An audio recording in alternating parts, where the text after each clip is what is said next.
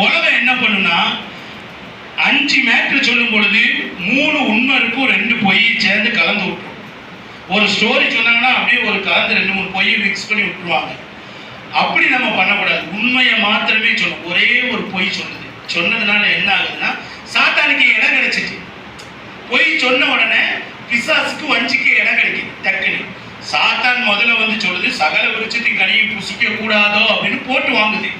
உடனே இவங்க சொல்றாங்க சகல விருட்சத்தின் கனியை புசிக்கலாம்னு சொல்லிட்டாரு, ஆனா நடுவுல இருக்கக்கூடிய நன்மை தீமை அறியத்தக்க கனியை புசிக்க கூடாது அப்படின்னு சொன்ன உடனே அந்த நித்திய ஜீவ ஃப்ரூட்ஸை பத்தி சாத்தான் பேசல.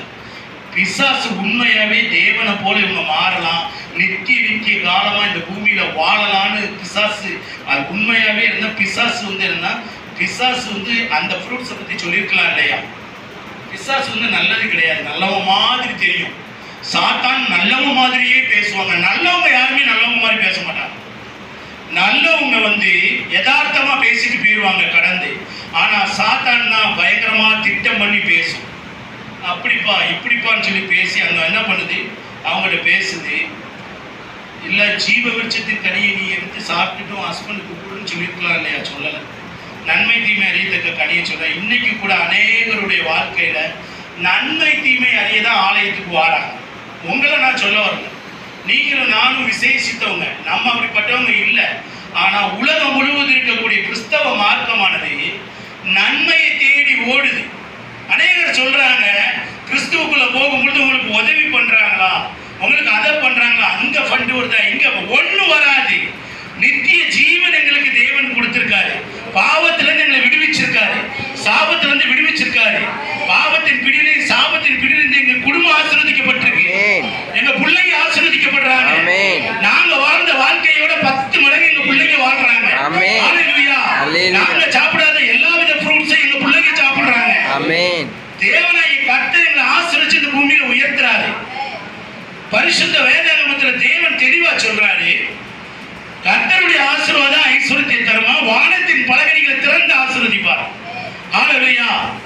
தேவன் வந்து என்ன பண்றாரு தெளிவா நமக்காக ஒரு மாபெரும் திட்டத்தை வச்சிருக்காரு. இங்க பாத்தீங்கன்னா சாத்தான் ஈஸியா அந்த ஏவாள் கிட்ட வந்து சொல்லுது. சொன்ன உடனே வாசிக்கலாம். அப்பொழுது சர்ப்பம் ஸ்திரீயை நோக்கி நீங்கள் சாகவே சாவதில்லை, நீங்கள் இதை புசிக்கும் நாளிலே. ஹல்லேலூயா. சாவதே சாவதில்லைன்னு சொன்னது ஜீவ விருட்சம். சாவதே சாவதில்லைங்கிறத வந்து நீங்க இதை சாப்பிட்டா சாவவே சாவதில்லைங்கிறத போட்டோன்னு வச்சுக்கோங்களேன், ஜீவ விருட்சத்துக்கு போட்டாதான் மேட்ச் ஆகும். அந்த ஃப்ரூட்ஸை சாப்பிட்டாதான் சாகவே சாவதில்லைங்கிற வார்த்தை ஃபினிஷ் ஆகும். ஆனா சாத்தான் கொஞ்சம் உண்மை கொஞ்சம் பொய்யை மிக்ஸ் பண்ணி தான் வருவான். பிசாசு ரொம்ப மோசமான என்ன பண்ணுவான்னா உண்மை அப்படியே சொல்லி பொய்யை மிக்ஸ் பண்ணி விட்டுருவான். அங்க என்ன பண்ணுது பாருங்க, நீங்கள் சாகவே சாவதில்லை, அப்புறம் நீங்கள் இதை புசிக்கும் நாளிலே உங்கள் கண்கள் திறக்கப்படும். அடுத்து நன்மை தீமை போயிட்டாங்க. நீங்கள் நன்மை தீமை அறிந்து தேவர்களை போல் இருப்பீர்கள். தேவனை போல் தேவன் அறிவார். ஹல்லேலூயா. தேவன் சகலத்தையும் அறிவார். ஹல்லேலூயா. சாத்தான் அங்க பேசுறதையும் தேவன் அறிந்தவர் தான். ஹல்லேலூயா. தேவன் சாத்தான் நம்ம கிட்ட பேசும் பொழுது தேவன் பார்த்துட்டு இருப்பார். எப்படி ஏதேன் தோட்டத்தில் உள்ள ஜீவராசிகளுக்கு ஆதாம் பேர் வச்சானோ அதே போல ஏவாள் கிட்ட ஆதாம் கிட்ட கொண்டு வந்து ஜீவராசிகளை விடுறாரு. பக்கத்துல விட்ட உடனே ஆதாம் பேர் வைக்கிறாப்ல தேவன் பார்க்கிறாரு. அதே மாதிரி சாத்தான் வந்து பேசும் பொழுது தேவன் பார்த்துட்டு இருக்கார். நீங்களும் நானும் சாத்தானுடைய நம்முடைய எண்ணத்திலையும் சிந்தையிலையும் நம்மளை வந்து ஏதாவது சொல்லி பிசாசு சின்ன சின்ன காரியங்களை செய்யும் பொழுது தேவன் பார்ப்பார். தாவீதையே பார்த்துட்டு தான் இருந்தார். தாவீது பாவம் பண்ணி முடிச்சதுக்கு அப்புறம் தான் நாத்தான் தீர்க்கதரிசி அனுப்பி விட்டு திட்டுறார். ஏன் தேவன் நினைச்சா முதலையே வந்து திட்ட முடியாதா? தேவன் தாவீத வார்த்தையால் உன்னை ஆசீர்வதித்து உன் பேரை பெருமைப்படுத்துவேன், நீ ஆசீர்வாதமா இருப்பாய். ஹல்லேலூயா. தாவீது டக்குன்னு போகும்பொழுது பாவத்தின் சம்பளம் மரணம் அப்படின்னு ஒரு வசனத்தை அவனுக்கு போட்டுவிட முடியாதா? தேவன் பார்த்தார் தாவீது என்ன பண்ணா அப்படின்னு பார்த்தார். தாவீது ஒண்ணுமே பண்ணல. ரொம்ப நல்லவர் தான், உத்தமர் தான், உன்னதர் தான், 150 அநேக காரியங்கள் சங்கீதம் அது இது நிறைய எழுதினவர் தான்.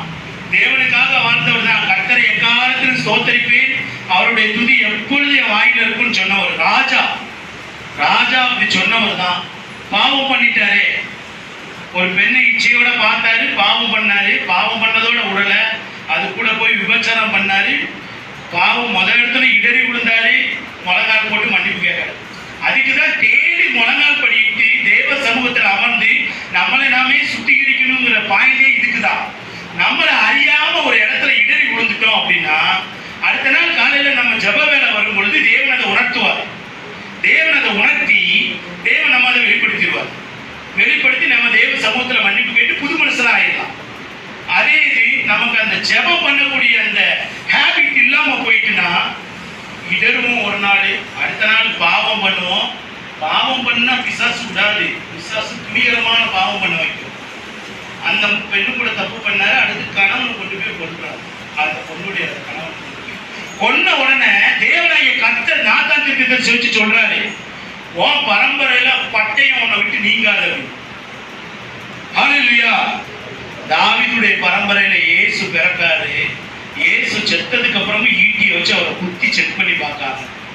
தேவன் சொன்ன அந்த வாக்குத்தத்தை அங்க நிறைவேறுது. உன் பரம்பரையில கத்தி நீங்காது, பட்டயம் உன்னை விட்டு. ஏன்னா பட்டயத்தை வச்சுதான் அந்த பச்சைபாலுடைய அவங்களுடைய கணவனை கொண்டிருப்பாங்க போர்க்களத்துல. தாவீது எழுதி கொடுத்து கொலை பண்ண வச்சிருப்பாரு. அப்போ தேவன் கொடுத்த பிராமிஸ், உன் பரம்பரையில உன் குடும்பத்துல பட்டயம் உன்னை விட்டு விலகாது.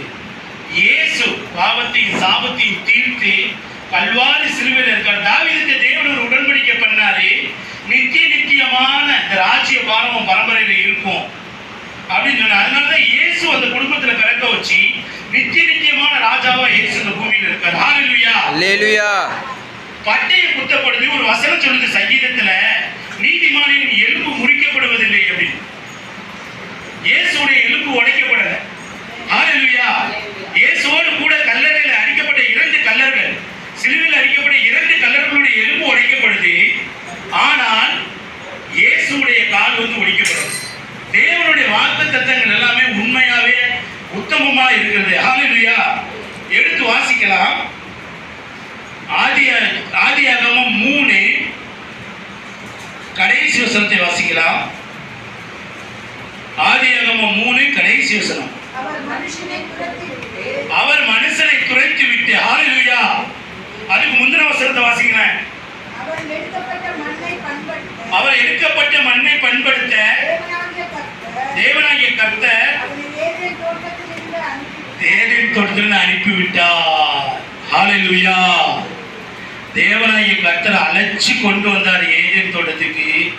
அவன் மனைவியுடைய பேச்சை கேட்டு, மனைவியுடைய தேவனால உருவாக்கப்பட்ட அந்த பெண்ணுகிட்ட சாத்தான் சொல்லும் பொழுது அது ஆதாமுக்கு உதவி பண்ணதான் தேவன் உருவாக்குனாரு.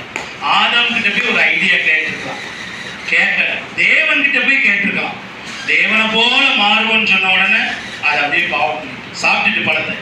நீங்களும் நானும் இவங்கள போல நீங்க ஆயிடுவீங்க, அவங்கள போல ஆயிடுவீங்க, இப்படி ஆவீங்க அப்படி எதையுமே நம்ம நம்பக்கூடாது. நம்ம தேவனுக்கு கீழே தான் என்னைக்குமே நம்ம இருக்கோம். தேவனை துதிக்கக்கூடியவர்களாகவும் தேவனை ஆராதிக்கக்கூடியவர்களாகவும் தான் நம்ம இருக்கணும். தேவன் சேரக்கூடாத ஒளியில வாசம் பண்ணுவாரா. சேரோபின்கள் மத்தியில் அவர் இருப்பாரா. ஓயாமல் துதிக்கிற பக்தர்கள் கூட்டம் அவர்கிட்ட எப்பவும் இருக்குமா. அதுல நம்ம ஒருத்தரா இருந்துட்டு போயிருக்கோம். ஹல்லேலூயா, ஹல்லேலூயா. சாத்தான் நம்மளை வஞ்சிக்கும். நீ இப்படி ஆயிடலாம், நீ பாஸ்டர் மாதிரியே மாறிடலாம், நீ இவங்கள மாதிரி ஆயிடலாம், அவங்கள மாதிரி ஆயிடலாம். வேண்டாம். நீங்களும் நானும் நாமளாவே இருந்தா போதும். நம்ம நாமளாவே இருந்து நித்திய ஜீவனை எவ்வாறு பற்றியும் சுதந்திரித்துக் கொள்ள வேண்டும். ஹல்லேலூயா. வாசிக்கலாம்.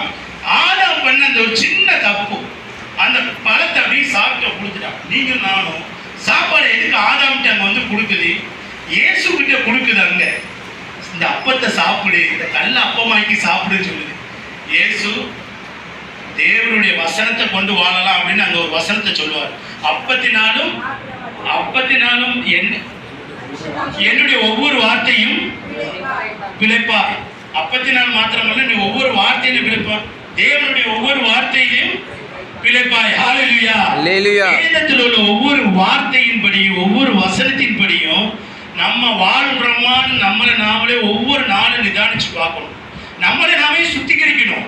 ஆவியானவர் நமக்கு உதவி பண்ணுவார். தேவனுடைய சமூகத்தில் உதவி நம்ம கேட்கலாம். தேவன் நமக்கு உதவி பண்ணுவார். ஞாயிற்றுக்கிழமை ஆராதனைக்கு வரும்பொழுது தேவ மனுஷன் மூலியமா நம்மகிட்ட பேசுவார். வேதத்திலிருந்து பேசும் பொழுது நமக்கான வார்த்தைகள் கட்டாயம் வரும். ஆமென். நீங்க இதை பண்ணுங்க அதை பண்ணுங்க தனியா உங்களுக்கு கிடைக்கும். அதை அப்படியே பிடிச்சுக்கணும். பிடிச்சி அதன்படி நடக்கணும். நம்மளை நாமளே வஞ்சிச்சிடக்கூடாது. கேட்டு இந்த கால கேட்டு இந்த கால விட்டுறக்கூடாது. ஹalleluya. அல்லேலூயா. மனுஷனுடைய இயல்பு இந்த காலில் வாங்கி இந்த காலில் விட்டுருவாங்க. மிஞ்சி மிஞ்சி போனா 45 நிமிஷம் கேட்பாங்க. 45 நிமிஷத்துக்கு மேல அவங்க கேட்கறது எதுவுமே அவங்க இருதயத்துக்குள்ள போவாங்க. 45 நிமிஷத்துக்குள்ள ஒரு மேட்டரை சொன்னா நல்லா கவனிக்கிறதுக்கு மனுஷனுக்கு மூளை எல்லாமே ரொம்ப எஃபெக்டா இருக்குமா. அதுக்கு மேல சான்ஸ் இல்லை. அதே மாதிரி 40 நாள் எதுக்கு 40 நாள் உபவாசம் இருக்காப்ல மோசே 3 ரவுண்ட் இருந்திருப்பாரு. 40 நாள் 40 நாள் 40 நாள். தாவீது இருந்தாப்ல, இயேசு இருந்தாப்ல, அநேக தேவ மனுஷங்க 40 நாள் உபவாசம் இருந்தாங்க. 40 நாள் நீங்க ஒரே காரியத்தை பண்ணுங்க, அது உங்களுக்கும் எனக்கும் ஹேபிட்டா மாறிடும். 40 நாள் காலண்டர்ல குறிச்சு வச்சு ஜெபம் பண்ணணும். 1/2 hour ஆயுஸ் காலம் முழுவதும் ஜெபம் பண்ணணும். அந்த டைம் ஆனாலே சாத்தான் பதறுவான். முழங்கால் தேவ மனுஷன் முழங்கால் போடும் பொழுது பிசாசாரங்களால ஒன்றும் பண்ண முடியாது. பக்கத்திலேயே வர முடியாது. முழுக்க முழுக்க தேவ பிரசனமாகும். இங்க பாருங்க, ஆசீர்வாதத்தை சுதந்திரிச்சு தேவனோட ராஜ வாழ்க்கை வாழக்கூடிய ஆதாம தேவனை அனுப்பி விடுறாரு. அழைச்சி கூட்டு வந்தவரு இப்ப அனுப்பி விடுறாரு. எப்பா நீ போப்பா, உன்னை எந்த மண்ணில இருந்து நீ வந்தியோ அந்த மண்ணையே போய் நீ பண்படுத்தி, அந்த மண்ணையே நீ பண்படுத்தி பயன்படுத்தி உன் நெத்தி வேற நடத்துற சிந்த வரை நீ என்ன வேர்வையினால நீ புசிப்பாயின்னு சொல்லி அனுப்புறாரு. ஹalleluya. அடுத்த வசனத்தை வாசிக்கலாம். கடைசி வசனம். அவர் மனுஷனை துரத்திவிட்டு ஜீவ விருட்சத்தின் போகும் வழியிலே வழியை காவல் செய்ய ஏதேன் தோட்டத்துக்கு கிழக்கே கேருபீன்களையும் வீசிக்கொண்டிருக்கிற. ஹalleluya. அருமையான சகோதர சகோதரிகளே, ஏதேன் தோட்டத்தை சொல்லும் பொழுது தேவன் சொல்லுவாரு, கிழக்கே ஏதேன் என்றும் ஒரு தோட்டத்தை உருவாக்கின்னு சொல்லியிருப்பாரு. இப்போ ஏதேன் தோட்டத்தின் கிழக்கே ஜீவ விருட்சத்தின் ஃப்ரூட்ஸ் போற வழியில சுடரொளி பட்டயத்தை வச்சிருக்காருன்னு சொல்ல. அப்ப இயங்குற ஒரே ஒரு இதை மட்டும் மென்ஷன் பண்றாரு அப்படின்னு பார்த்தா, கிழக்கு மேற்கு வடக்கு தெற்கு 4 இருக்கா? 1 2 3 பக்கம் அடைச்சிருக்கா, ஒரு பக்கம் தான் திறந்துருக்கு. அதே மாதிரி அந்த கிழக்குங்கிறது வாசல். ஏதேன் தோட்டமே கிழக்குல தான் இருக்குது. அந்த கிழக்குல ஒரு வாசல் தான் இருக்குது. அந்த வாசல் வழியா போய் ஜீவ விருட்சத்தின் கனியை புசிச்சிடக்கூடாது. நன்மை எது தீமை எதுன்னு உனக்கு தெரிஞ்சுட்டு, அப்போ ஜீவ விருட்சத்தின் கனியை புசிச்சா நித்திய ஜீவன் கிடைக்குங்கிற மேட்டர் அவனுக்கு தெரியும். ஹalleluya. அதனால அவன் புசிக்க கூடாதுன்னு இப்ப காவல் வைக்கிறார். இந்த உன்னத தேவன் தான் அன்னைக்கு காவல் வைக்கல. காவல் வைக்காம ஃப்ரீயா விட்டுருந்தாரு. இன்னைக்கு காவல் வைக்காது. 2வது துரத்தி விடுறாரா. எடுத்தோன்ன ஏதேன் தோட்டத்துல வச்சாருன்னு ஒரு வசனம் சொல்லிச்சு. அதுக்கப்புறம் அழைத்து கொண்டு போனாருன்னு ஒரு வசனம் சொல்லிச்சு. இப்போ அனுப்பி விட்டாருன்னு ஒரு வசனம் சொல்லுது. அனுப்பி விட்டோன்னு அழுது கதறி தேவ சமூகத்துக்கு மறுபடியும் போறான். நீங்களும் நானும் அப்படிதான். நம்மளுடைய வாழ்க்கையில தேவனோட நம்ம இருக்கிற வரைக்கும் நமக்கு அந்த பாதுகாப்பு இருக்கும். ஞாயிற்றுக்கிழமை ஆராதனையில கலந்து கொள்ளுற வரைக்கும் நம்ம பிரச்சனைகள்லாம் ஓர கட்டப்பட்டு இருப்போம். சாத்தான் வெட்கப்பட்டு போயிருப்பான். ஆராதனையில கலந்து கொள்ளாமையும் வேத வசனத்தை தியானிக்காமையும் 4 நாள் புறம் கூறிக்கொண்டு குறை சொல்லிக்கிட்டு தேவனுடைய காரியத்துல நம்ம வளராம இருக்கும் பொழுது சாத்தான் நம்மளை சூழ்ந்துருவான். கவலை கண்ணீர் கஷ்டம் நமக்கு உருவாகும் பொழுது நம்ம தேவ சமூகத்தை இப்ப கிருபையின் காலத்துல இருக்கோம்.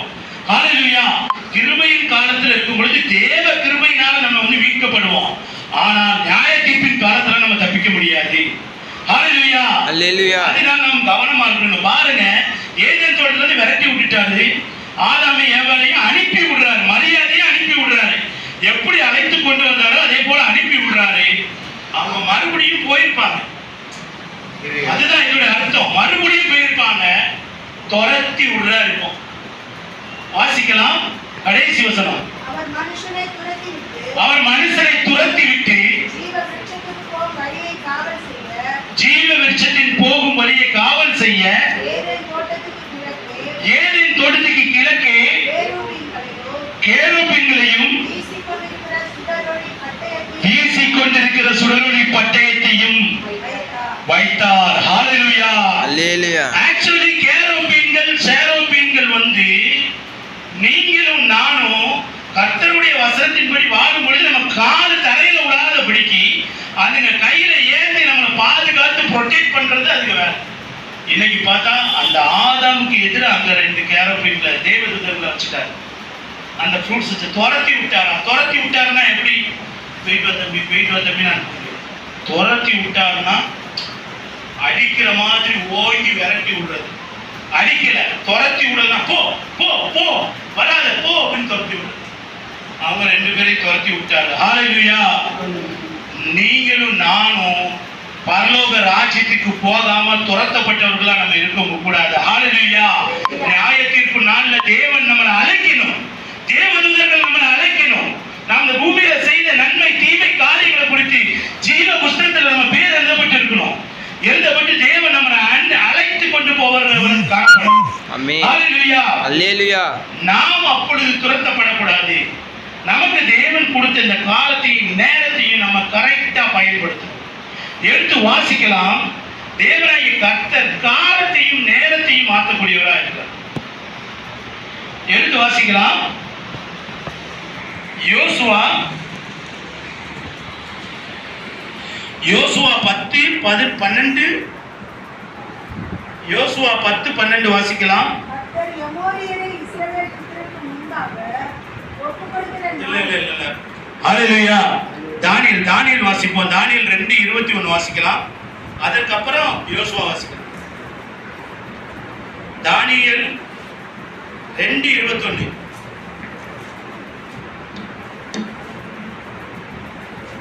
தானியேல் அவர் காலங்களையும் சமயங்களையும் மாற்றுகிறவர், ராஜாக்களை தள்ளி ராஜாக்களை ஏற்படுத்துகிறவர், ஞானிகளுக்கு ஞானத்தையும் அறிவாளிகளுக்கு அறிவையும் கொடுக்கிறவர். அவரே ஆழமும் மரளிப்பொருளுமானதை வெளிப்படுத்துவார். இருளில் இருக்கிறதை அவர் அறிவார். ஹalleluya. நம்மளுடைய தேவன் காலத்தையும் நேரத்தையும் மாற்றக்கூடியவர். நமக்கு தெரியாததை நமக்கு தெரியப்படுத்துகிறவர். ஞானத்தை கேட்ட அன்னைக்கு சாலமோனுக்கு விசேஷித்த ஞானத்தை கொடுத்தார். சாலமோன் அந்த ஞானத்தை வச்சுட்டு சாலமோன் என்ன பண்ணா, தேவனுக்காக ஆலயத்தை கட்டினான். அந்த ஆலயத்தை கட்டிட்டு சாலமோன் சொல்றான், இந்த ஆலயத்துல வரக்கூடியவங்களுடைய எல்லா பிரச்சனையும் நீங்கணும், அவங்க கஷ்டங்கள்லாம் போகணும், அவங்க கவலைகள் தீர்க்கப்படணும். தேவன் சொல்றாரு, இந்த ஆலயத்தில் என் கண்கள் திறந்தவைகளும் என் செவிகள் கவனிக்கிறவைகளும் என் இருதயம் என்னாலும் வாசம் வரும். அவருடைய கண்ணு திறந்தது, அவருடைய செவி கவனிக்கிறது, அவர் இருதயம் என்னாலும் வாசம் பண்ணணும்னா நம்ம இங்க வந்து இருந்துட்டு கேட்டா உடனே கிடைக்காது. கேட்ட உடனே நமக்கு கிடைக்காது. அவருடைய கண்ணுங்க தான் இருக்கு, அவருடைய இருதயம் இங்க தான் வாசம் பண்ணுது. ஆனா வேதம் சொல்லுது, எடுத்து வாசிக்கலாம். 2 நாளாகமம் 7:14 எடுத்து வாசிங்க. என் நாமம் தரிக்கப்பட்ட என் ஜனங்கள் தங்களை தாழ்த்தி என் நாமம் தரிக்கப்பட்ட என் ஜனமாக தங்களை தாழ்த்தி ஜெபம் பண்ணி என் முகத்தை தேடி பொல்லாத வழியை விட்டு விலகினால் அப்பொழுது பரலோகத்தில் இருக்கிற நான் அதை கேட்டு அவர் பாவங்களை மன்னித்து அவர் தேசத்திற்கு சேமத்தை கொடுப்பேன். ஹalleluya. எல்லாரும் கவனமா கவனிங்க, முடிக்க போறேன். இந்த வசனத்துல என்ன சொல்லப்பட்டிருக்கு? நாமும் தரிக்கப்பட்ட என் ஜனங்கள் தங்களை தாழ்த்தி, நம்முடைய வாழ்க்கையில என்னைக்குமே நம்ம தாழ்த்தக்கூடியவர்களா இருக்கணும், நல்ல ஜெபம் பண்ணக்கூடிய ஜெப வீரர்களா இருக்கணும். ஹalleluya. இயேசு தன்னை தாழ்த்தி பூமிக்கு வந்தார். மனுஷனா தாழ்த்தி வந்துட்டேன்னு சொல்லிட்டு அவர் கூட சும்மா சுத்தல, அதிகாலையில் எந்திரிச்சு ஜெபம் பண்ணக்கூடியவரா இருந்தார். நல்ல ஜெபம் பண்ணி பொல்லாத வழியை விட்டு விலகினாரா. அறிந்து அறியாம, தெரிஞ்சும் தெரியாம, நம்மளை அறியாம சின்ன சின்ன காரியங்கள் ஏதாவது இருந்தா கவனமா கவனிச்சு அதை விட்டு விலகிடணும். விலகும் பொழுதுதான் நம்ம அப்பதை பண்ண ஜெபம் கேட்கப்படும். தேவன் கேட்பாரு.